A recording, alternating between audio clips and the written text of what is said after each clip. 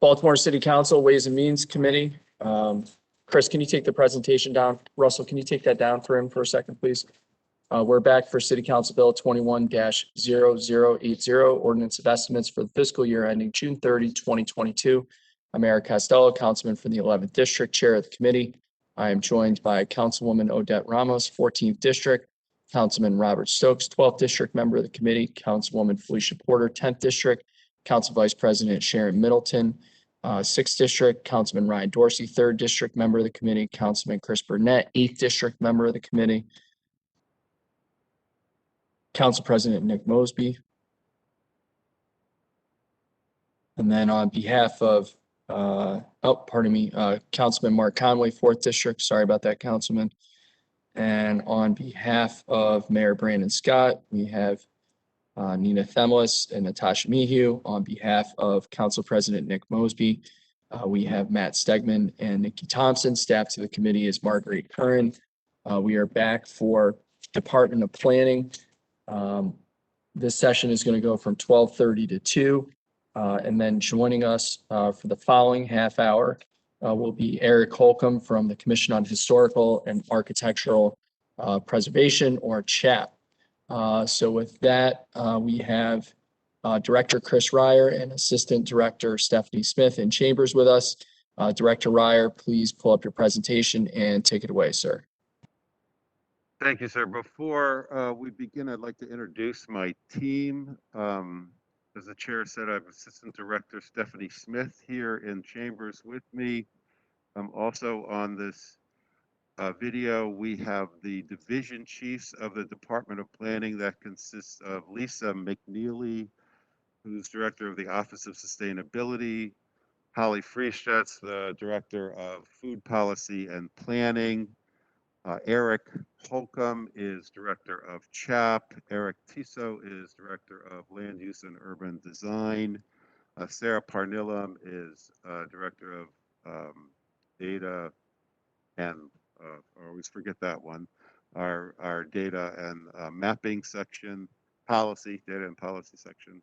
And I believe that is, and Cheryl Kashani is the Director of Community Planning and Revitalization.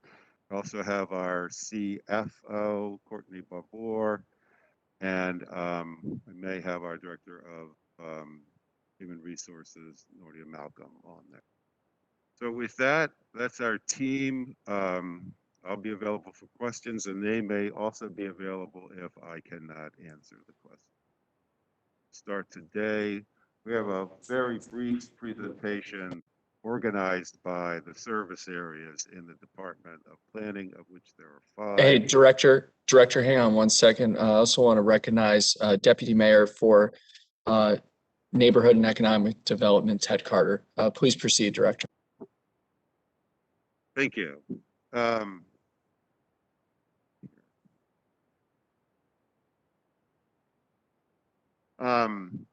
So the first service area is number 761. The priority outcome is equitable neighborhood development. This service provides direct support to those that want to build and invest in Baltimore. Specifically, this service is the service that supports the Planning Commission itself. The Planning Commission is one of the charter functions of the agency, and this group is tasked with facilitating, overseeing, coordinating the development process of major development process of the city. It contributes to the city overall economic vibrancy, supports economic growth and growth in the city's tax base. Major budget items this year was the transfer of 1 position from Service 762, Historic Preservation. There was I should add that in the past year, we have created a new urban design section within this division. So an urban design section within the land use and urban design. We've promoted a longtime employee, Tamara Woods, who is also an architect, and have consolidated under her our other design professionals to provide more emphasis and greater services in the urban design area. This budget also includes $51,000 of unallocated grants to accommodate any future federal or state funding that may come available. I would like to say that this service has fully functioned throughout the pandemic from the very day one. All of the Planning Commission hearings have been held virtually. In many cases, the attendance has been higher than it was in an in-person hearing. We are also working with Department of General Services for when we reopen the Benton building and the public hearings to in-person. We will hopefully be able to provide a hybrid experience so people can continue to participate virtually as well as participate in person. And they will all be able to see the same screen, the same material that's being presented by the applicants. They will be able to hear the comments by the Planning Commission. The Planning Commission will be able to interact with the public, whether they be virtually or whether they be in person. But I would like to point out that in terms of our performance measures, we really we're pretty close in our target for percent of design review permits reviewed within 10 days. Our target was 95%. We have a very high target for that, and in spite of the pandemic, we made 82% on that. So we were quite proud of that. Most of the permit issues in the city did not occur, I think it's fair to say, within the Department of Planning.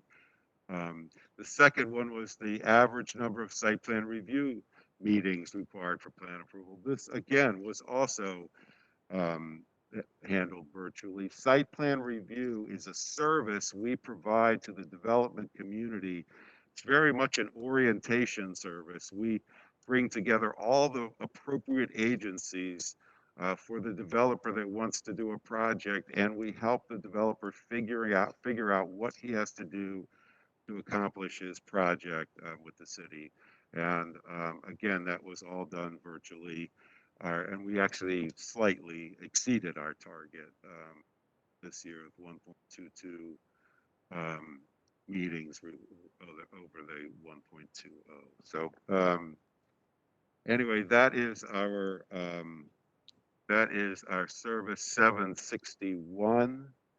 The next service I am going to come back to, 762, takes up the CHAP division of the Department of Planning, and this year we are going to discuss the CHAP division at the end of our presentation rather than in the service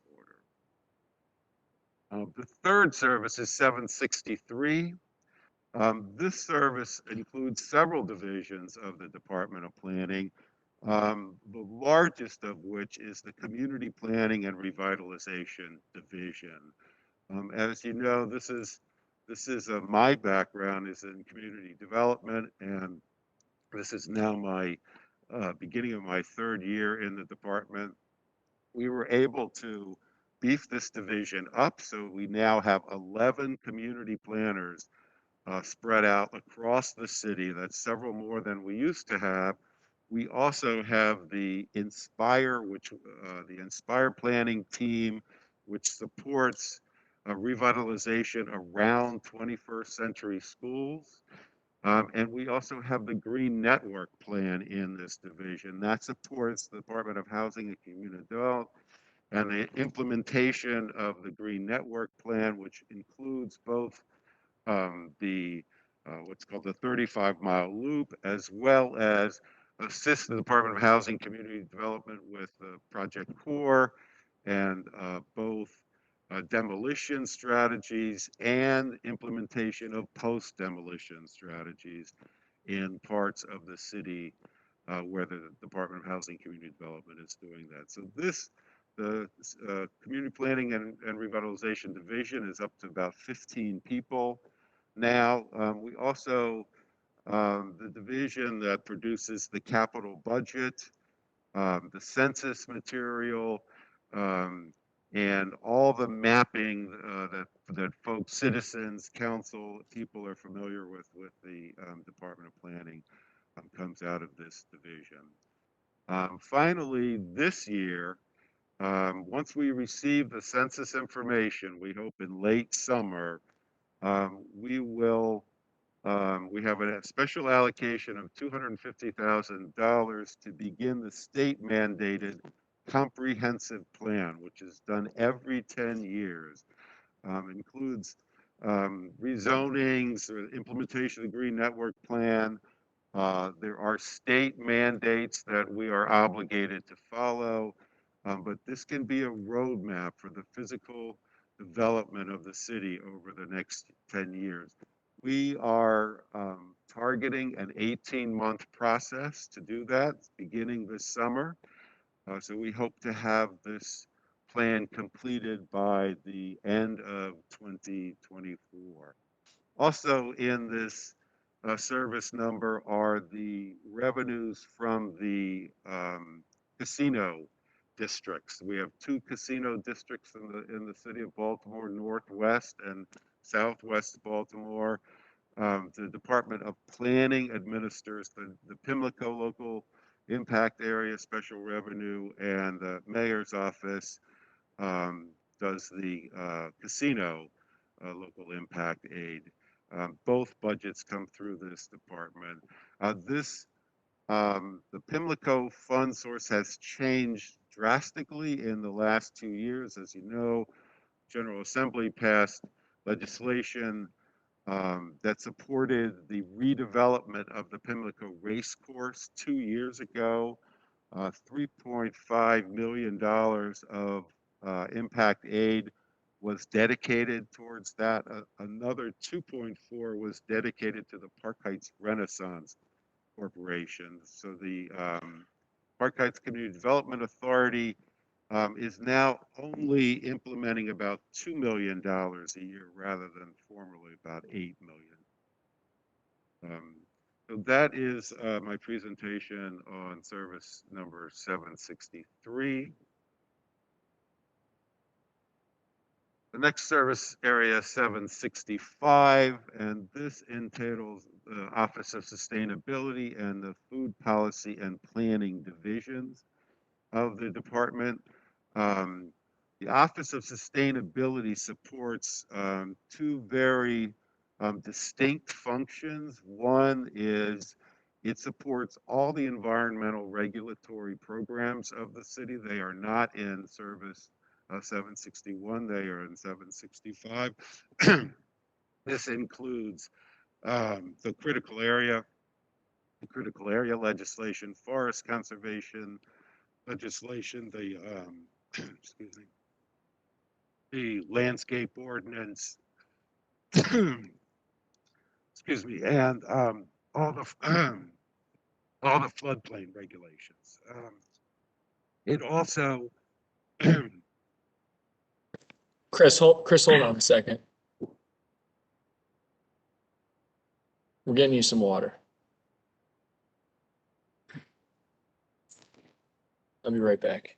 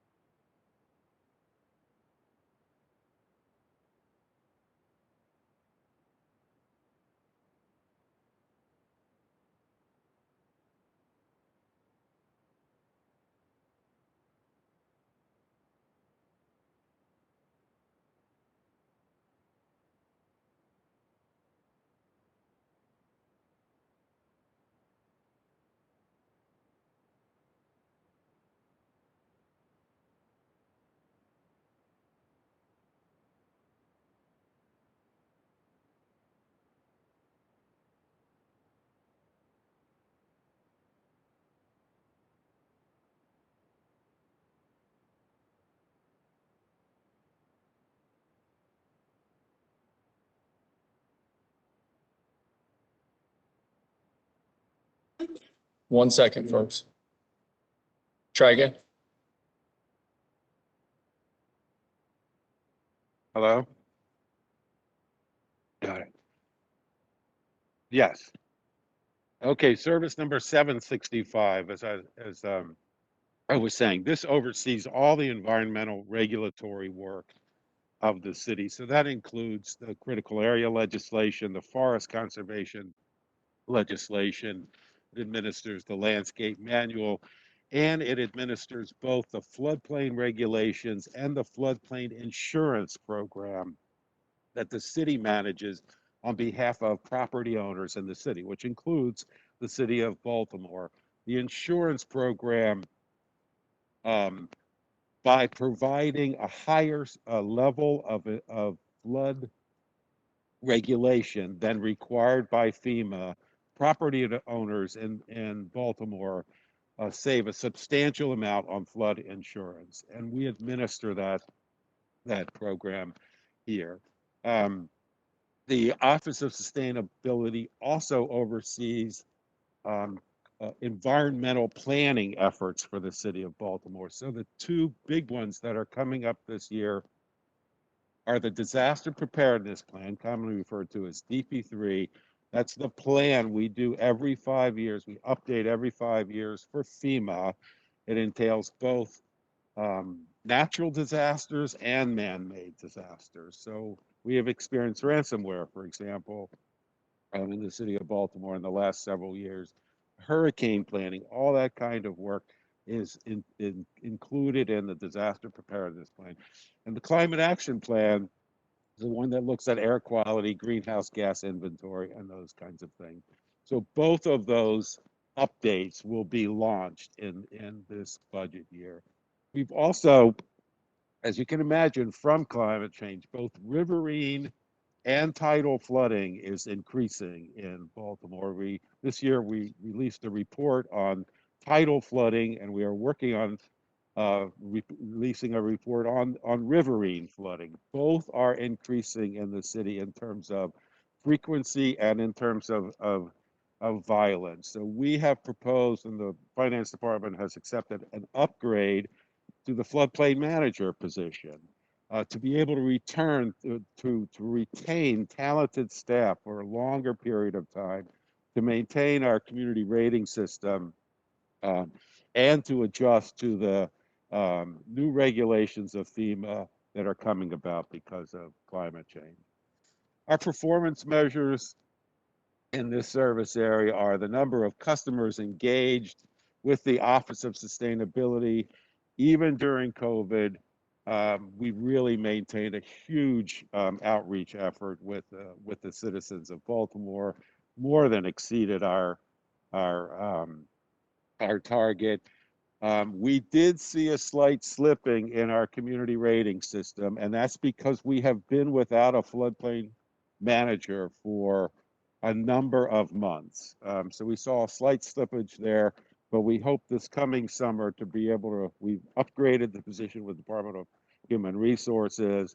We hope to be able to recruit and train a new floodplain manager at a higher level than before, and get back to our very good standing with the community rating system. So that's the end of my presentation on Service 765. The final service area is 768, is simply administration and planning. In the past, the census effort was run out of this. There is programming for the 4 city arts and entertainments districts in this, which is managed by the Community Planning and Revitalization Division. This is also our HR and financial planning for the department. I can move to the CHAP division if you would like, but we can hold off until for half an hour. Hold off. Okay. So that's the end of my presentation. Thank you, Director. If you could Stephanie, take, I was going to ask Stephanie if she wanted to add anything. Mr. Chair, may I add something? please. Thank you. I just wanted to follow up for your benefit for Service 768 administration rather. That's also where our equity and communications work is housed. As many of you are aware, we have launched in fall of 2018 a Baltimore City Planning Academy, which is an opportunity for residents of Baltimore City to get a deeper understanding of the land use and development system. There has always been high interest in this program that exceeded our expectations. And actually, we're in the midst of our 5th cohort, which will be meeting for the 2nd time this evening. So I just wanted to lift up that despite the challenges posed by the pandemic, we did move the spring 2020 cohort to fall of 2020, and we convened that via Teams and via online portal, which was a learning curve, but I think we realized that there was still a great way for us to dispense this information. And we also built in COVID safe in-person tours as appropriate of particular development projects in community. So we will continue using the online platform for this particular cohort, but to date, we now have had north of 165 participants, including the present 5th cohort. And I want to emphasize that it's really important that we get this information to community leaders and communities that have the highest need of support, those that are often facing depressed housing markets and other challenges. So we open to all, but we do through our rubric, we give extra consideration to those applicants that come from the weakest housing markets as described in the housing market typology. So I'm really proud of that program that's run on a shoestring, doesn't actually have a budget. And the previous budget was mainly composed of food that we're no longer providing to them since it's all online right now. So I just wanted to lift that up. Thank you, Assistant Director. We'll start with, and you mentioned you're trying to, Assistant Director, you mentioned you're trying to get that out to the community. Oh, could you please repeat that question, Mr. Chair? You mentioned that you're trying to get that information out to the community. As it relates to the Planning Academy? Yeah. Oh, yes. So the one thing I neglected to mention is that in addition to those who apply and are in the actual cohorts, we also record all of our presentations and post them on our website. So it's not really about hiding information, but making sure that we have a cohort model where people can also network amongst themselves across the city, because that's something as professionals we often get to take advantage of, our conferences and that type of, kind of professional development, but community leaders need the same. So you can also visit that on our website. We have a separate one, Baltimore City Planning Academy, BaltimorePlanningAcademy.com, and then also on our agency website as well. Yeah, can you just send that to us in an email? Happy to do so. Thank you very much. Mr. President? Thank you, Mr. Chair. No questions at this time for me. Thank you. Councilman Stokes?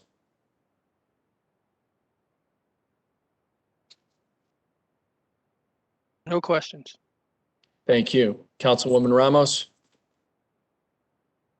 Thank you, Mr. Chair. I do have some questions. First, the DP3 plan, disaster preparedness plan, is that mostly for just understanding how our disaster response is going to be, or is it also around planning to prevent the disaster? Of course, my case study always being 35th and Hillen Road in my district, where I'm grateful that Delegate McIntosh and our 43rd District team were able to get us substantial amount of money to address that issue. But in the planning part, because I know my colleagues around the city also have these other issues where, it may not be part of the floodplain, but it is a disaster area. And we not only need to know how to address it when it happens, but also to mitigate the issue, and what is the plan to mitigate those issues. So is that what the DP3 plan is for? Yes, I'll let the Director of the Office of Sustainability expand on that, but I neglected to talk about our Resilience Hubs, which I guess you could argue are a form of preventing. We have a network of faith-based organizations and other community-based organizations across the city that we work closely with to support communities after the disaster happens. So everybody's familiar with the sheltering process that most cities have. But in Baltimore, after the sheltering process, we have something called these Resiliency Hubs, which are where people can go to charge their cell phones or get information or get for clean water or food aspects after a hurricane or some sort of event. And I really should have bragged about that. We have some incredible partners out across the city that have been very helpful during the food pandemic, for example. Lisa McNeely, do you have anything else you want to add to that? Yeah, thank you, Chris and Councilwoman Ramos. Maybe I'll go back and start with the DP3. So it is the disaster preparedness project, and it is a FEMA required plan. And so it has a very strict kind of structure where we are looking at kind of the vulnerability, kind of an assessment of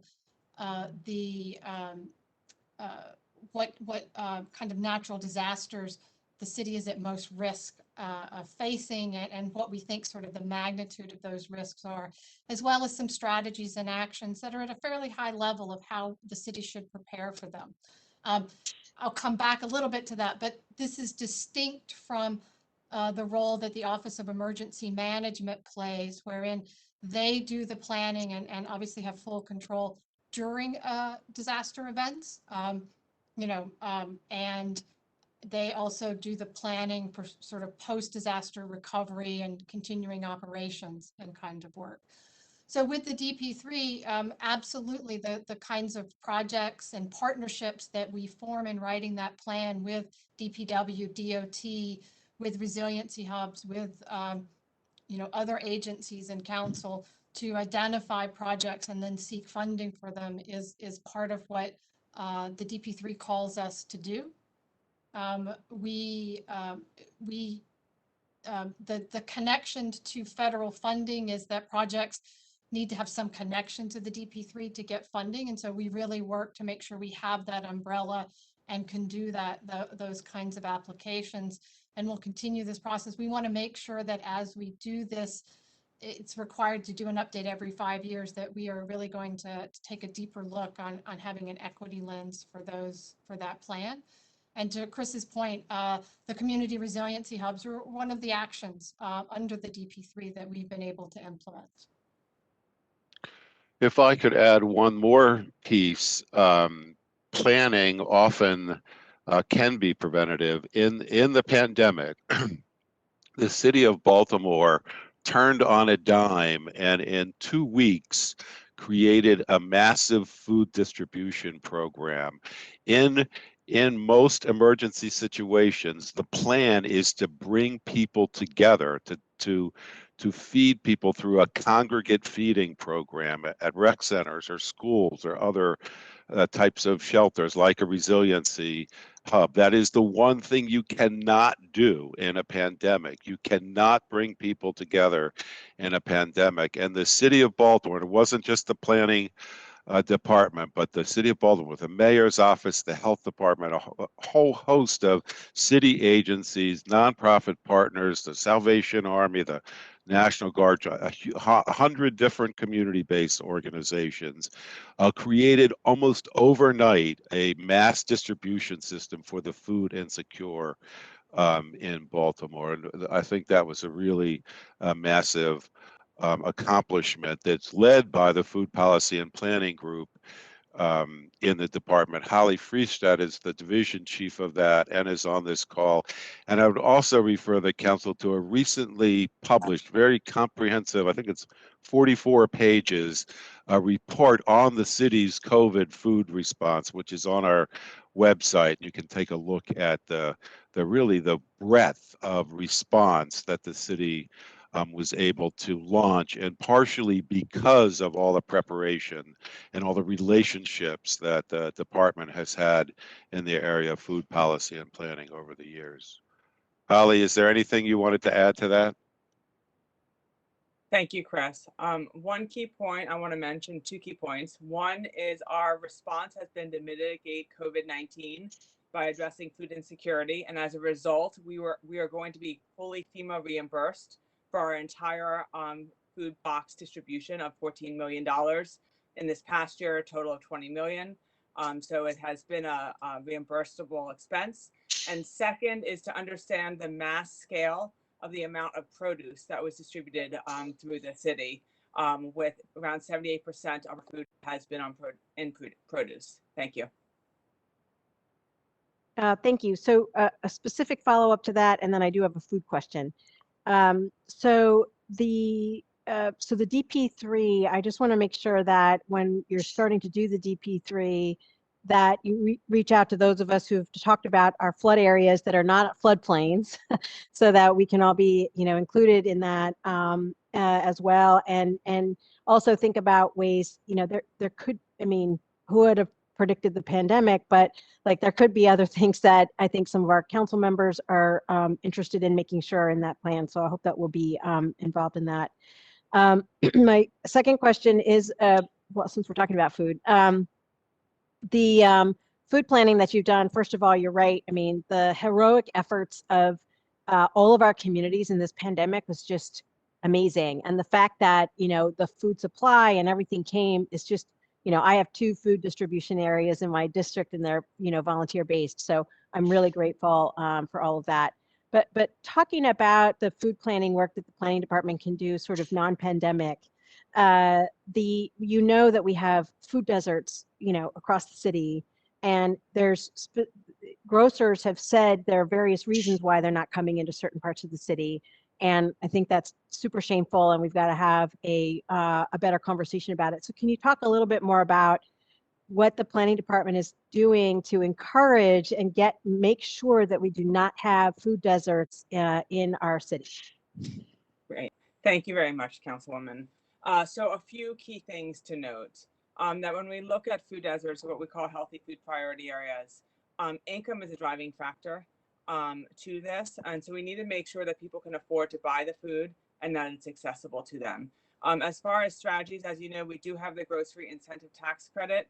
But I think that one of the greatest accomplishment that has happened this year that we have not mobilized to its full capacity is online SNAP. That has been a battle that we have been fighting for 10 years, and we now have it. And so online SNAP is available to every resident on SNAP in Maryland. So that's an area to lift up.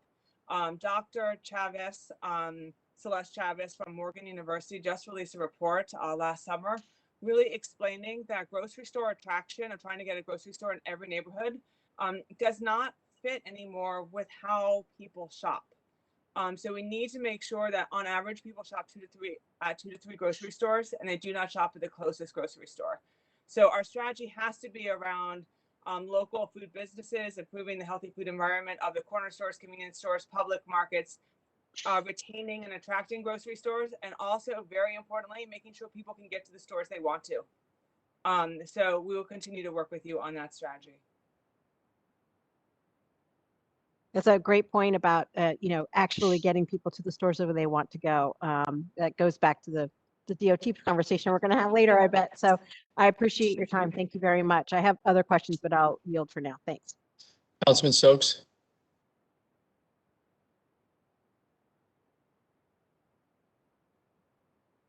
Thank you, Mr. Chair. My question is about the hubs. I've been reading a lot on the hubs, and I think that's a great opportunity. My question is, because of the pandemic, people in my district, and I'm sure in the 45th and all over the city, have been hungry before then. What is going to be doing once this pandemic? They keep saying we coming out of it, but people were hungry before the pandemic. And the second one is, I don't believe nothing BDC say. So you can't tell me people can't get a market. That's ridiculous. This is not a third world country. I know people in my district, senior buildings. We had a market on Carolina Street. It closed. So what did the BDC study say you couldn't get a market? How did the market get there before? So I've been working with a lot of community associations, and we've been talking about how we're going to get a market. And I'm determined to get a market in the 12th district. Nothing against BDC, but I don't believe this study, because when I go into the community, people keep saying the same thing. We need a market. Oliver, Johnson Square, Broadway East, South Clifton Park, all of them, the closest market is Safeway on 25th Street and Safeway in Kent. You can't tell me in between that those two markets, there's a big hole. So you can't tell me it's this, it depends on how many people or their income. If you look at all the people that live in those communities, they all have an income, regardless of what it is. You got retired, you got people that work, you got people on a fixed income. So my question is, once this pandemic is over, what is going to happen with those persons that were hungry for them? Because I help feed 3 days a week with South Clifton Park, Dolly Park, Broadway East, and Midway. We feed 3 days a week. My concern is once this is all over, are we still going to have access to the food, or are we going to still keep working with you and the BDC to get a market? Because I'm just determined to get a market. I don't believe that we can't get a market, not just in my district, but in those neighborhoods that need a market. So my question is, what is the hubs going to still be around because people are still going to be hungry? I can answer the question. So as far as our COVID-19 emergency food response, we are planned to continue feeding through September 30th, and we'll be fully FEMA reimbursed, and that's with our produce box strategy. Moving forward, a strategy that we would like to develop is we need to continue to build community development while addressing and supporting food insecurity. And so the way that we need to devise a strategy moving forward, putting incentive money and dollars into the hands of residents who are food insecure so they shop at their local stores, whether it is a local supermarket, a farmer's market, a public market. But we need to support our local food economy while supporting food insecurity in the city. And that is going to be the strategy, one of the strategies moving forward. And also another strategy is we do need to continue to make sure that residents, and I will continue to lift this up, related to online SNAP benefits, and make sure our online programs as well as our brick and mortar stores are suited and meeting the needs of the residents of Baltimore.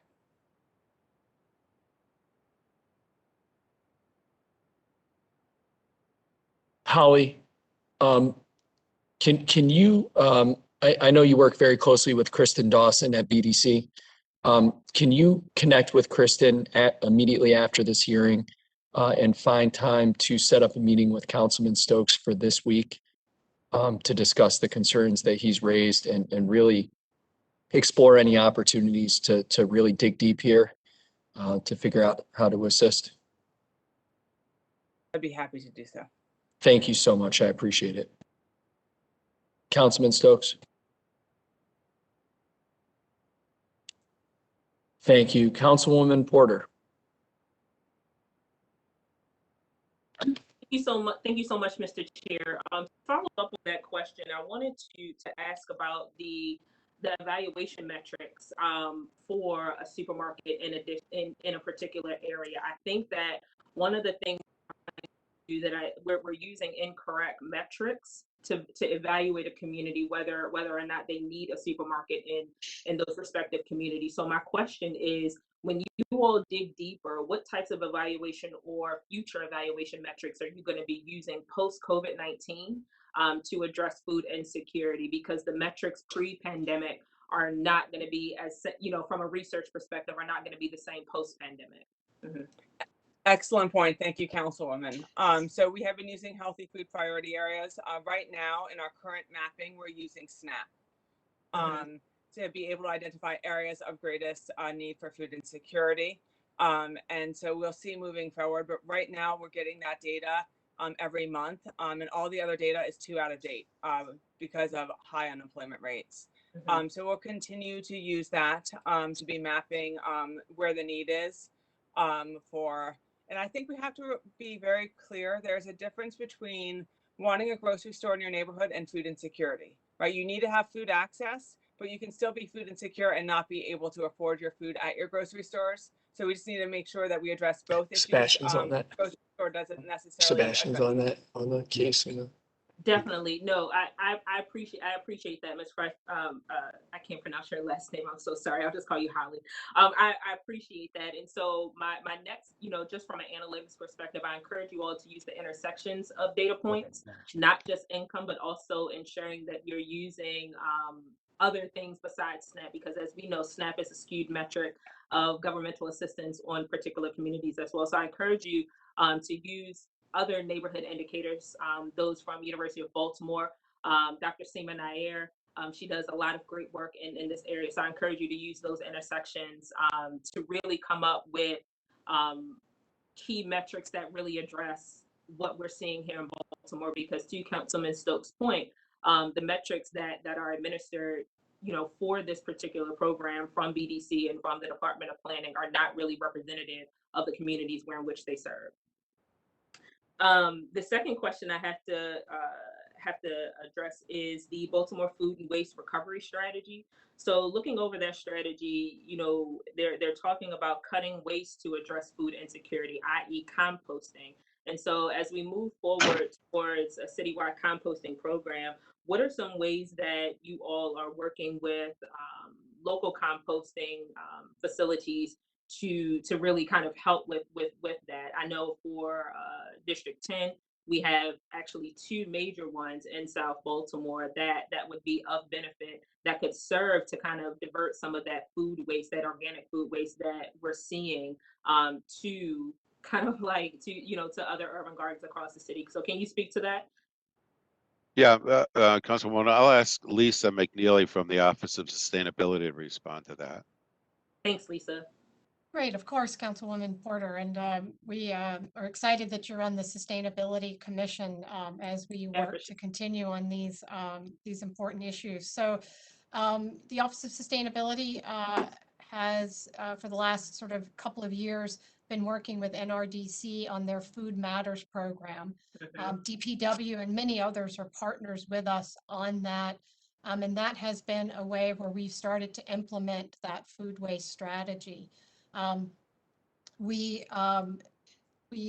funding for that is a little bit less at this point, but we've been working with DPW to look at trying to identify some pilots for maybe composting in city office buildings or citizen-centered drop-offs. And I believe the intention is to try to see if some of those local companies that handle processing could be engaged as part of that work. And then we're going to be continuing to fundraise, work with DPW as they implement their Less Waste, Better Baltimore plan too. No, thank you for that, Lisa. I know two examples that I'm personally spearheading in District 10. I think that one, we need to utilize our hotel and hospitality industry, being the largest industry here in Baltimore. We need to begin to address public-private partnerships with them and the hotels and some of these restaurants whereby they are composting to their local area. And then number two, I feel like we need to be leveraging our hospital institutions a lot more. For example, I'm working with the sustainability coordinator at University of Maryland Medical Center to divert a lot of their food waste to a facility down in South Baltimore. And so with four major, hospitals here in Baltimore City, there are two big areas whereby you can make a real big dent on how we are diverting organic food waste in the city. Yeah, so, absolutely. We've had meetings with a lot of those groups and with our new sustainability manager starting in a couple of weeks. I'm hoping that we can ramp those back up. But thank you. Yes, we'll certainly contact you. Sure. Thank you so much, Mr. Chair. Thank you, Vice President Middleton. No questions. Thank you, Councilman Burnett.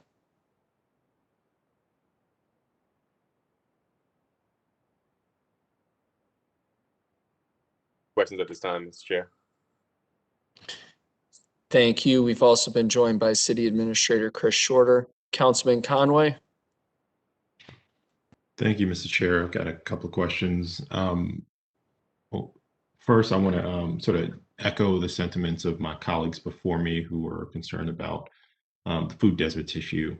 Certainly something that I'm experiencing as well in my district, and I do, I'm not sure that we can necessarily work that out here today, but I'll certainly make sure to follow up with you guys to see what options we have to address those concerns.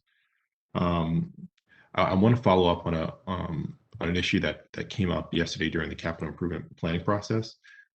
We noticed that we learned yesterday that process is sort of overseen by just 2 staff members. What can we do to sort of support that process and make sure that it has what it needs to do the right things, both equitably and for the future of the city.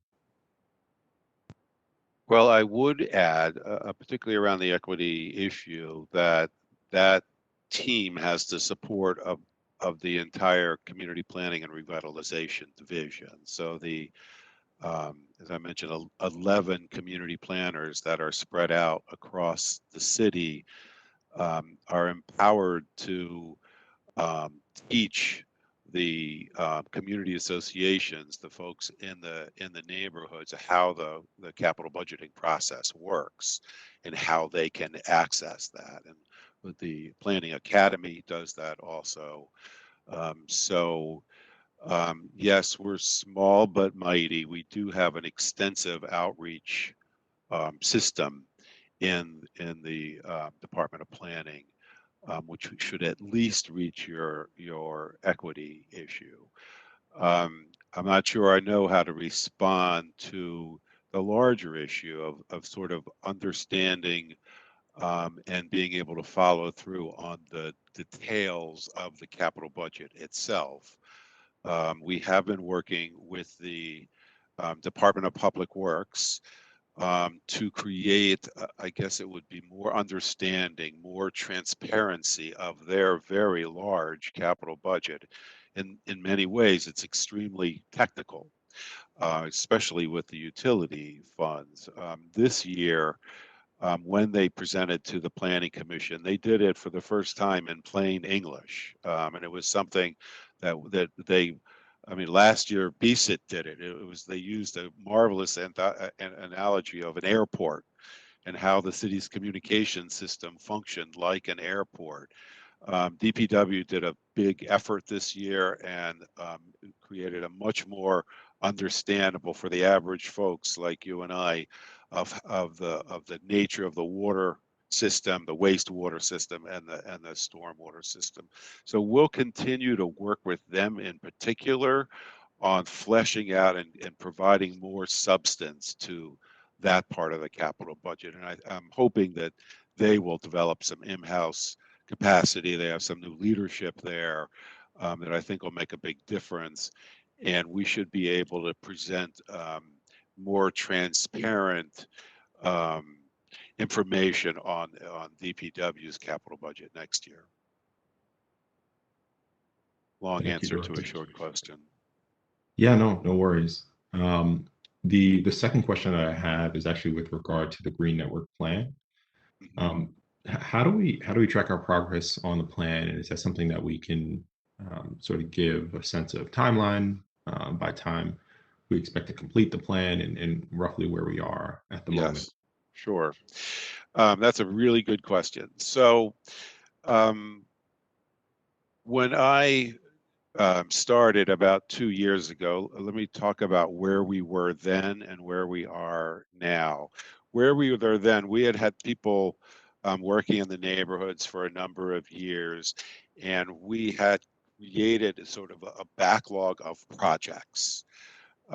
So what we did through that staff, and particularly through the leadership of Cheryl Kashani, was we took all the previous funding for the Green Network Plan and consolidated into projects that were ready to go. And we transferred those projects to the implementation agencies, in particular to the Department of Recreation and Parks.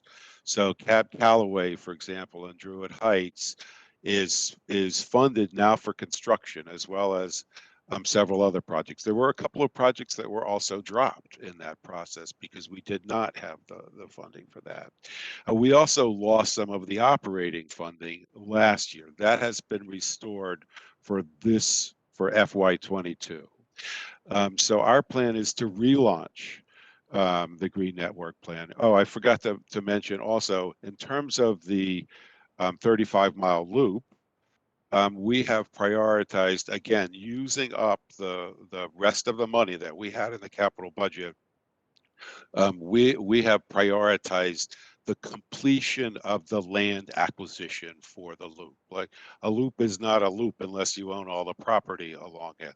So we have been doing primarily two things. One is negotiating a lease arrangement or an easement type arrangement with BG&E and the northeastern section of the city to allow the use of its property to connect two sections of the trail.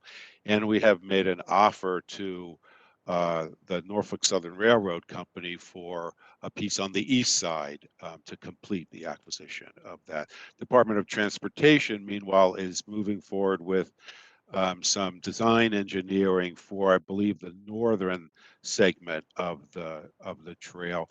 And then there are other pieces around the middle branch in South Baltimore, the Warner Street, where I think on the southeast waterfront, there's a shopping area. There are pieces that are moving forward to implementation there. So that's the loop.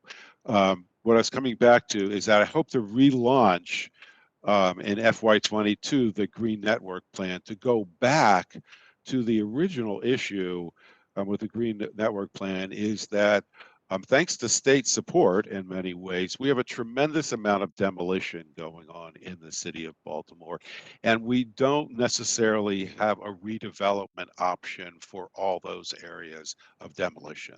There's not a market or there's not a subsidy available to do that. So I believe that we'll begin with our urban agricultural program and how to solidify and expand that. And then we'll work on with Department of Public Works, with Department of Housing Community Development, on a land management strategy. That's what we need in the Green Network Plan. We need to be able to manage vacant land better than we do. If we don't manage it, it becomes a liability in a neighborhood. If we manage it, it can become an asset. So even if there is not development, a good management plan for vacant land, I think that's the next most important tax of the Green Network Plan. That's awesome. Thank you, Director Ryer. And I'll hand it back over to the chair. I'm co-chairing right now. Okay. Thank you, Councilman. Thank you. Councilman Slifer from the 5th District, any questions?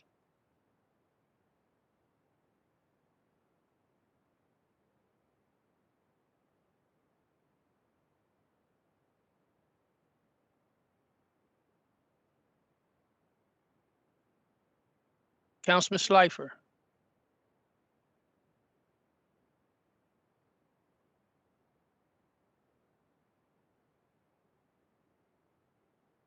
All right, we're going to go to the next round then.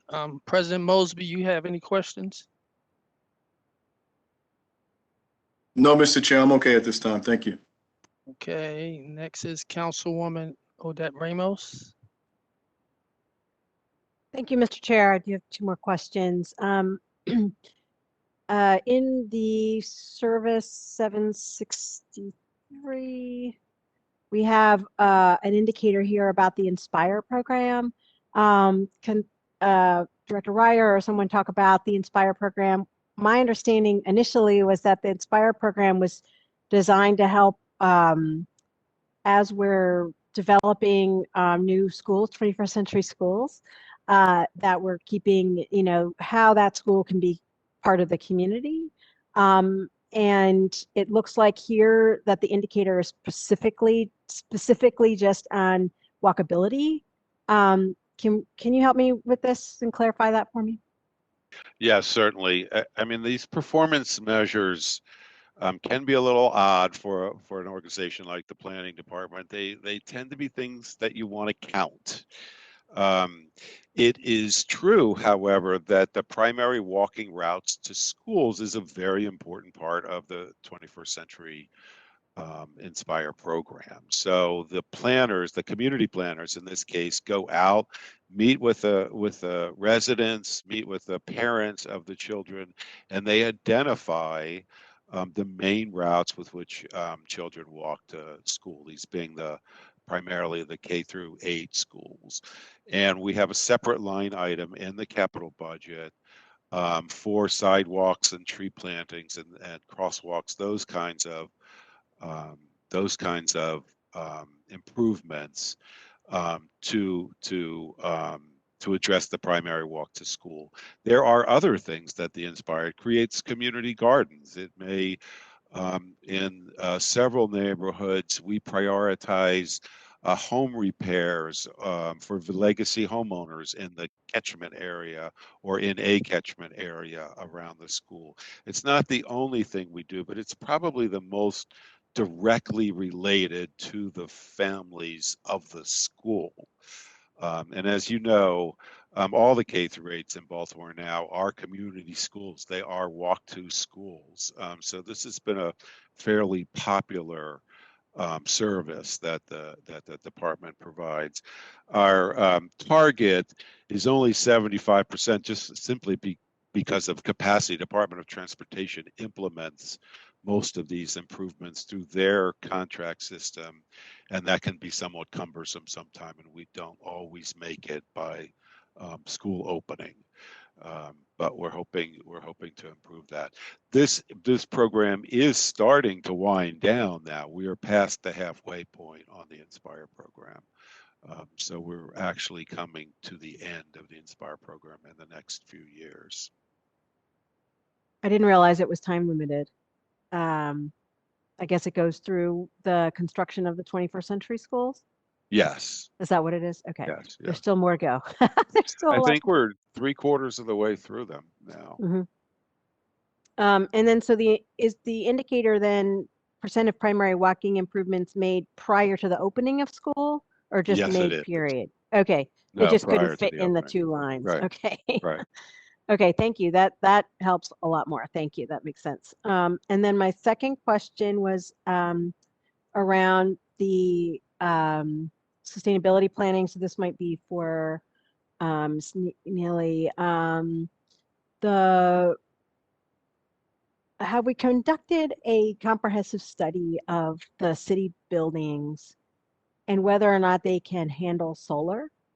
One thing that I think would be great, and I think it's tucked in the sustainability plan, is the opportunity to think about community solar, so that we're lowering folks' energy bills, but also, working hard for our environment. So where is that in thinking? Yeah, happy to share that. So you're right that these are some great strategies in the sustainability plan. I think I've talked before about how we work.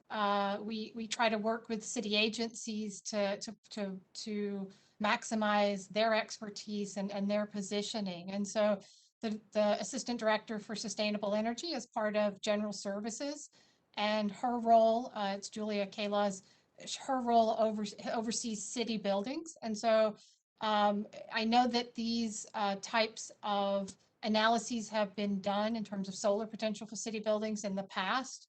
And if you don't have a chance to ask her at the hearing, I can follow up and get that information to you.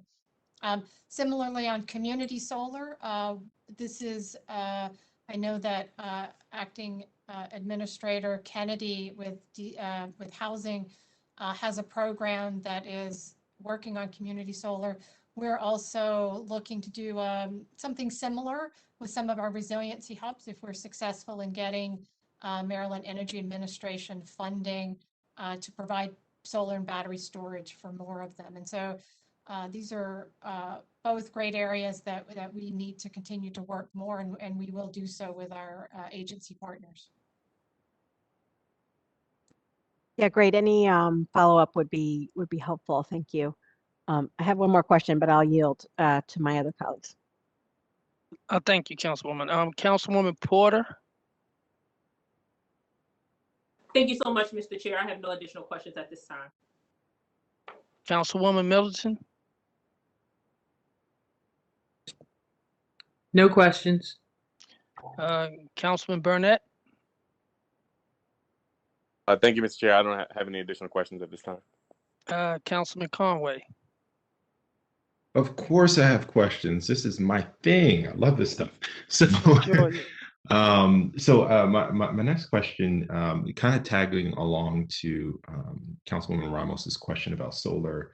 How are we thinking about sort of opportunities to begin to address some of the known problems that we have in our city? specifically stormwater and planning around stormwater. And then also the urban heat island effect, realizing that as we have more concentrations of brick, concrete, and fewer parks, open spaces, and trees, we see that those communities heat up significantly. How are you thinking Good about those question. problems? Yeah, And and how can we support? sure. But before Lisa speaks, I would like to say something pretty significant, I think. The city administrator, Chris Shorter, has agreed to support a sustainability subcabinet. So as you may or may not know, the issues and services provided by the city are scattered throughout a number of different agencies. For example, as you said, the stormwater bureau is in the Department of Public Works, whereas the tree canopy is managed by the Bureau of Forestry and the Department of Recreation and Parks. So the administrator has committed to convening and chairing a sustainability subcabinet this summer, which will allow the city to advance all of its sustainability goals in a coordinated and comprehensive way. And two of the issues that you just mentioned will be able to be managed in a much more coordinated way through this subcabinet. So, Lisa, I don't know if you have anything you want to add to that, but I think Well, I do want to talk a little bit more in detail with the urban heat island. Since we're coming into the summer season, we just had a call yesterday with the city of Tempe out near Phoenix, and that's kind of indicative of how we've tried to approach these kinds of issues, which is to learn from what other cities are doing. So typically the Department of Health has the lead on the code red season. But given their duties right now with vaccinations and other issues, the Office of Emergency Management is stepping up on that. And so the three of us work together to, we're trying to find more ways, ways to better support the existing cooling centers, to see how we can use these hub resources as maybe not so much cooling centers, but to maybe we are thinking that they may be better positioned to help people stay cool at home. It is still, while many of us are vaccinated, we know that's not as true everywhere. And so, for example, the health department has fans. They gave out some last year. They're going to be giving out some this summer. Our hubs are going to help with a lot of that distribution because they can kind of help get them directly to people who need that. And I think we're also going to be reaching out and, trying to work more with some of the researchers as well to help us not only better understand kind of exactly where it gets hot, but where it's the hottest, but also what some of the measures are. If you're interested, and if can take just another minute, there was a recent report out in the journal Nature that was looking at the urban heat island in a lot of cities, and it was interesting. There was a small case study on Baltimore talking about how, while in many of the cities there's a strong correlation between higher heat and predominantly African American neighborhoods, in Baltimore they found almost a stronger correlation with low income. And I think that really gets at our urban heat island response, because you can't just say, oh, well, take a bus and go to the movies. You can't just say, turn up the air conditioning, because it's, we have just we have to pay attention to these other factors as well. Yeah, I think you're spot on. I think you find those disparities in communities, certainly along income lines. I think I remember talking to folks at the Forest Service that were looking into this as well. You don't see quite the correlation you might expect amongst race, but that's primarily because of our history of redlining and blockbusting. So traditionally, white communities are now Black communities in some instances. And so that kind of throws off some of the tree canopy, park space, so on and so forth here in the city. But really, really interested in that work. Of course, would love to learn more about what your team's doing to address it and how we can be more strategic across the city in tackling those issues. I'll yield back to the chair. Thank you, Councilman. Colleagues, we're joined by Councilman James Torrance, 7th District. Colleagues, any other questions for Department of Planning before we go to CHAP? Councilwoman Ramos? I'm going to go to, yeah, thank you. I'm going to go to Councilman Torrance and then Councilwoman Ramos. Thank you, Chair Costello. This question is for sustainability purposes. It gets at where Councilman Conway was going. I have a lot of neighborhoods that have a large number of heat islands, and the questions I've been receiving from community leaders about when will they begin to get some trees in some of their communities. So how are we working? My question is, how are we working with Recreation Parks, Tree Baltimore, by identifying where we could proactively help with lowering the disparity among those heat islands? No, that's a great question, and we have the staff person in my office who works on forest conservation as part of an ongoing team that meets with forestry, who really has the lead on their own operational department around trees. But we're very excited about a bill, the Tree Solutions Now bill. I think I have the name right, that was passed out of the state legislature and signed recently, which has a carve out for urban tree planting that's going to give money through the Chesapeake Bay Trust to really try to increase the number of trees that are planted in urban areas. And we know that there's going to be a lot of work here in Baltimore. And so that will start sometime next year. And we've got planning meetings. Actually, if you saw me look down, that was one of the emails I got, was to set up the next conversation about that, to better sort of be more strategic on how we connect with community organizations to get their help in identifying, maintaining, and getting the trees planted again in these areas that we know need them. Thank you. I love to assist with that, especially with a number of my communities, especially in the Sandtown Winchester area, who has very little tree canopy, as well as in communities around Greater Mondawmin. Thank you. You good, Councilman Torrance? Did I see, I think we got a hand up from Council President Mosby. Mr. President.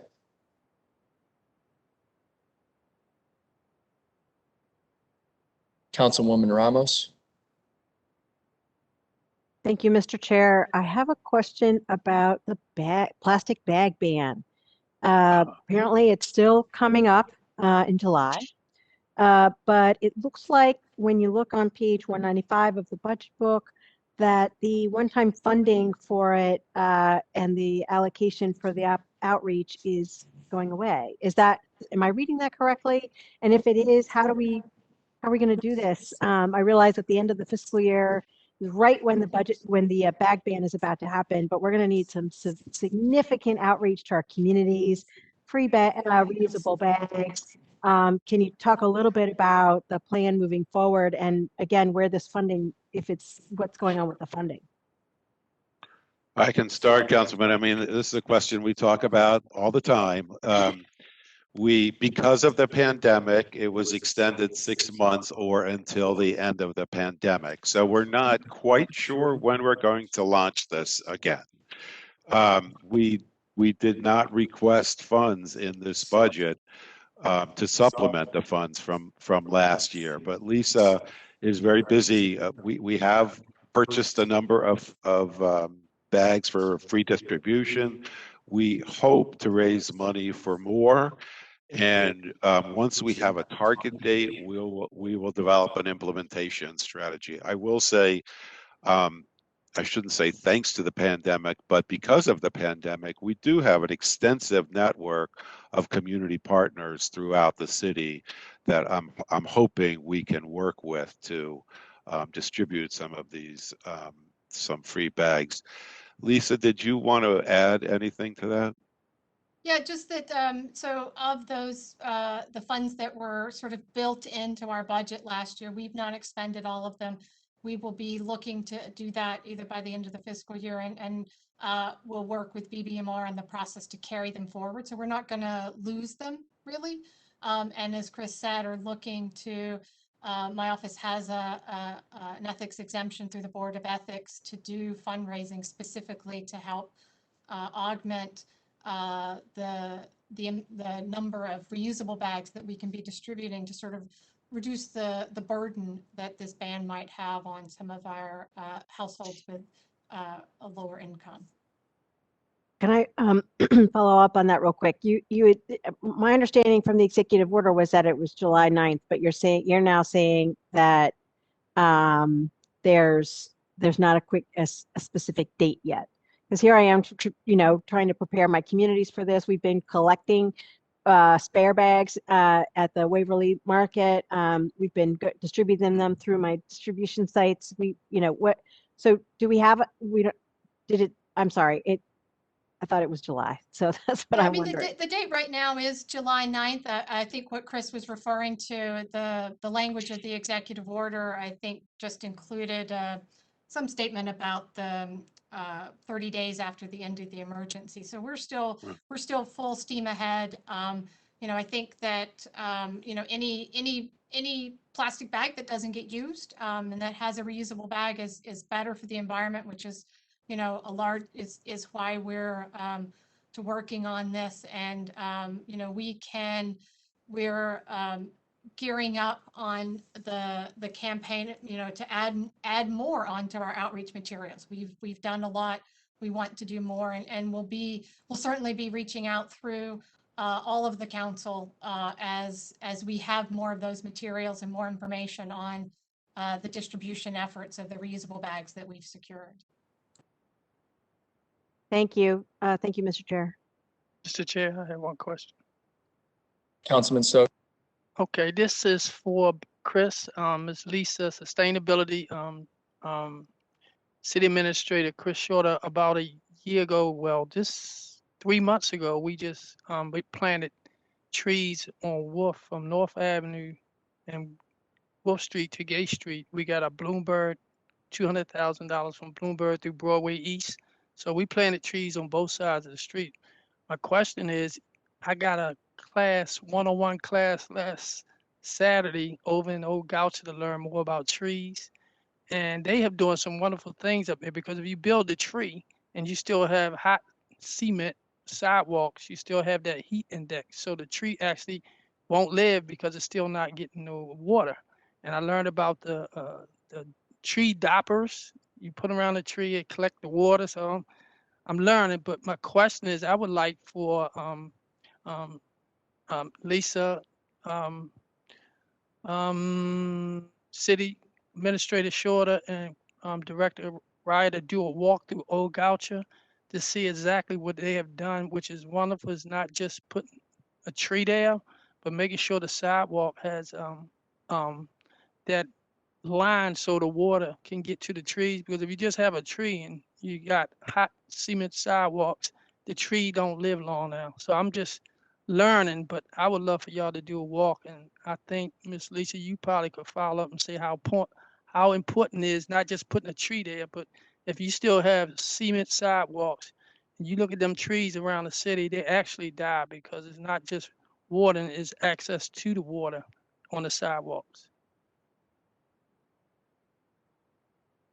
So I just wanted to mention that because I wanted to put something together and let all of y'all look at what they're doing in Old Goucher, which is wonderful. And I got we'd be happy to participate. I got my one-on-one this Saturday, so now I'm a tree expert. Thank you, Mr. Chair.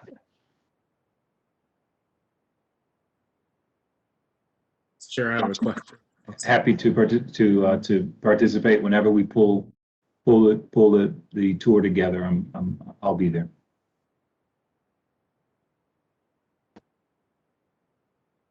Councilman, you may want to invite Tree Baltimore, which is a sort of a nonprofit offshoot of the Department of Recreation and Parks on that. Yeah, Six Branch actually, they did the work on Wolf and North Avenue all the way down to Gay Street. So we planted almost 100 trees on Wolf Street, which is great. And we'll be sure to pick a really hot day for it too.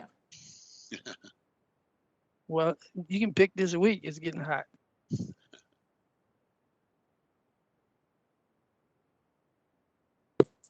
Colleagues, any, Councilman Torrance, Yes, sir. I have a follow-up for and then Lisa. Conway right after. Sorry, Councilman.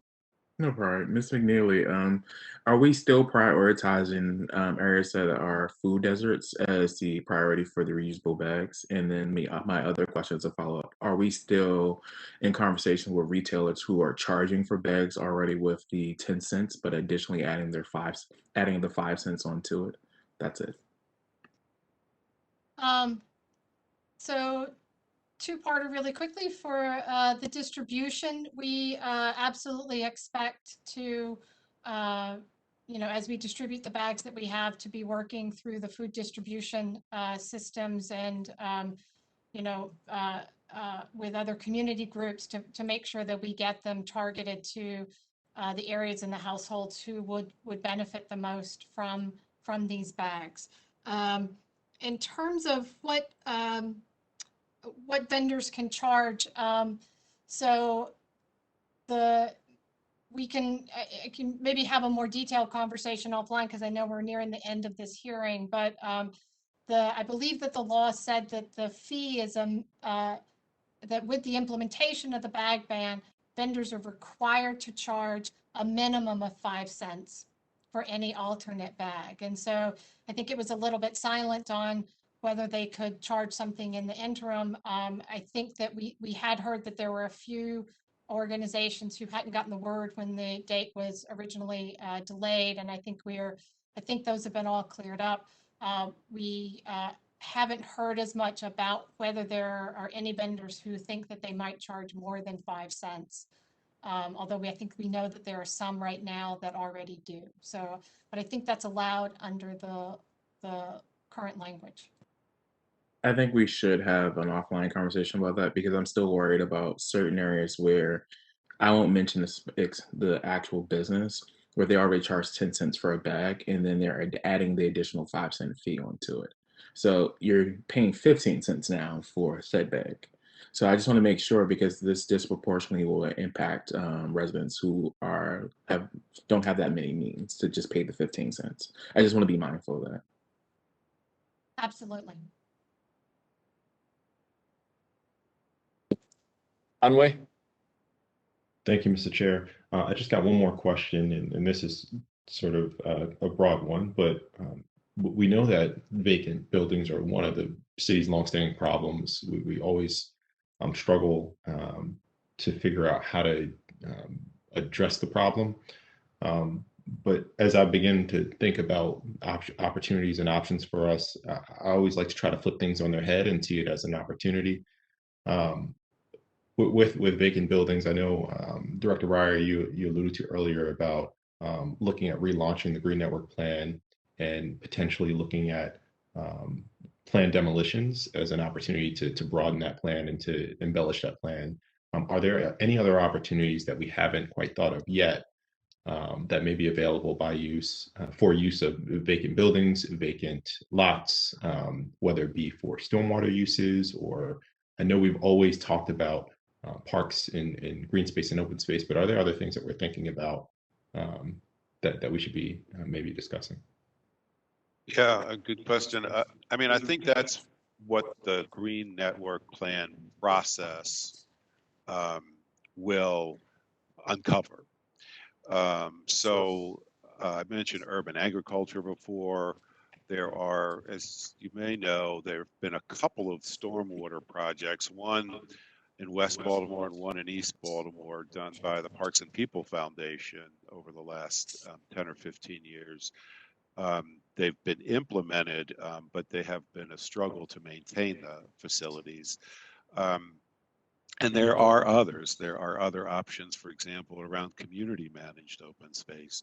So I would hope the Green Network Plan would uncover some of those and hopefully expand the options that we have to manage our vacant land. Awesome. Thank you.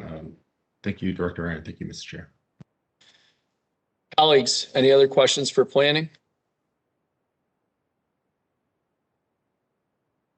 Outstanding. We're going to take a brief recess until 2 p.m. sharp for chat. Director, Assistant Director, if you guys can hang around. And Director, if you could pull up the chat slide and get that all queued up, that would be perfect. Thank you.